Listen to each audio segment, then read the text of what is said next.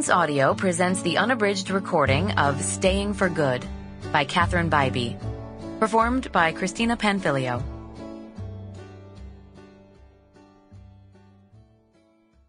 This one is for Brandy, because sometimes friends are the only family you have. Prelude. The walls of a double wide were the dividing factor of separation between a trailer and a house. Technically, it was her home, her house, but everyone in Riverbend who wanted to dig at Zoe's status made sure they referred to it as a trailer. Her BFFs, Mel and Jo, never said trailer.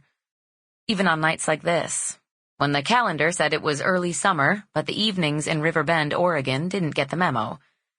Those paper-thin walls that lacked insulation and girth didn't do a good job of keeping away the cold. The rain had held out for her high school graduation, but had started to dump buckets after her friends arrived to celebrate their freedom. Zoe glanced over at Mel, who was fast asleep on her half of the pull-out sofa bed that did a shitty enough job as a sofa and had no business being a bed. It was, however, off the floor, and if Zoe thought the walls were thin, the floor was worse. Jo curled up on herself in a recliner that should have been taken to the curb a decade before, but that was probably when her mom had swiped it off the sidewalk. Between the three of them, they'd managed to down half a bottle of tequila and polish off an entire pizza. The night swam with emotions.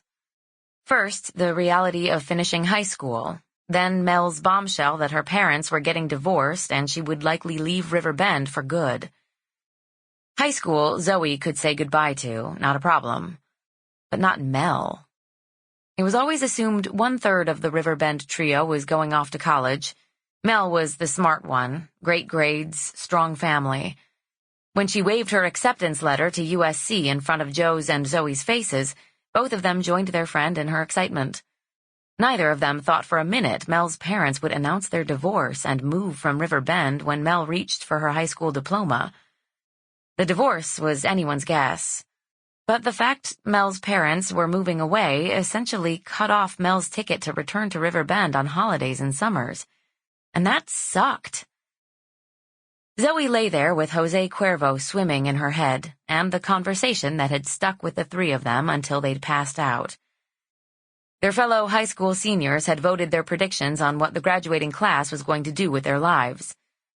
Mel managed top honors with Sample complete. Ready to continue?